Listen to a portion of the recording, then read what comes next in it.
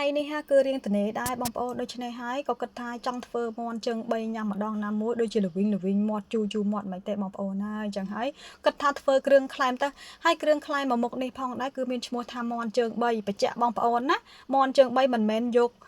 មាត់ដែលមានម្រាម3នេះយកមកធ្វើទេណាបងប្អូនគឺគេយកយឺហឺហើយនឹងបកាក្រៀមយកមកធ្វើបងប្អូនព្រោះថាប្តីខ្ញុំលឺហើយក៏គាត់សោចថាហេអូនស្មាននេះហើយតែមាន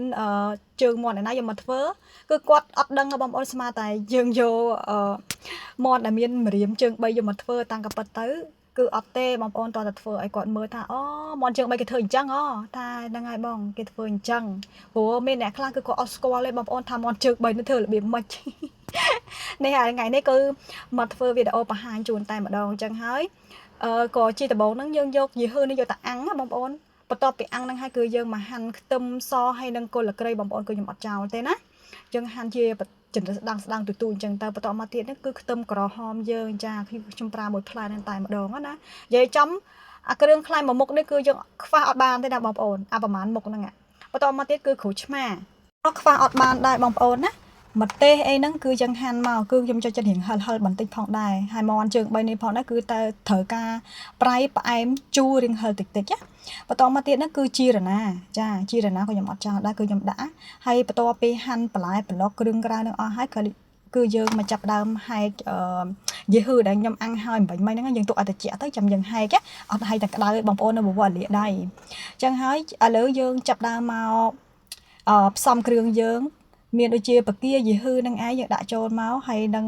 ខ្ទឹមសខ្ទឹមខំគល់ក្រៃម្ទេសអីហ្នឹងយើងដាក់ចូលមកហើយយើងច្របាច់ក្រូចឆ្មាយើងចូលទៅជីអីហ្នឹងយើងដាក់មកបងប្អូននិយាយថាមកមុខនេះហាគ្រឿងក្លែមក៏ត្រូវញ៉ាំជាមួយនឹងចាក់ចាក់សម្រាប់មនុស្សស្រីយើងមានដូចជា sting មានជា work ដូចជាដាស់អីហ្នឹងចាបើសម្រាប់ប្រុសគេគិតផ្សេងតែគេទៅចាបន្តមកទៀតនេះគឺយើងច្របាច់ក្រូចឆ្មាមកចំពោះក្រូចឆ្មាវិញដាក់ទៅតាមការចូលចិត្តណាចង់ជូរខ្លាំងឬមួយក៏ជូរតិចតួចអីអាហ្នឹងបងប្អូនអាចលៃលោកទៅតាមនឹងបានបើសម្រាប់ខ្ញុំយកមកល្មមតែម្ដងបងប្អូនណាអត់ឲ្យជូរខ្លាំងពេកទេហើយក៏មិនឲ្យប្រៃខ្លាំងពេកដែរដោយសារអីបងប្អូនគឺខ្ញុំអត់យកប្រៃទេព្រោះដោយសារគ្រឿងក្រៅគឺខ្ញុំថែមថយតាន់ទិញទួយព្រោះដោយសារអីបកាហើយនឹងយីហឺនឹងគឺវាមានរសជាតិប្រៃស្រាប់ហើយ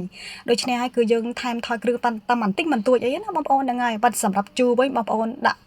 លៃលោកទៅតាមបេះដូងបានណាចាចង់ជូរខ្លាំងជូរតិចតួចអីក៏ធ្វើទៅតាមហ្នឹងទៅចាហើយឥឡូវហ្នឹងមន់ជើង3របស់ខ្ញុំមកក៏បានរួចរាល់ហើយដែរបងប្អូនហើយចាហើយនៅតនេបងប្អូនជួបជុំមិត្តភ័ក្តិបងប្អូនអីហ្នឹងកុំភ្លេចសាកធ្វើមកមុខនេះញ៉ាំគឺធានាថា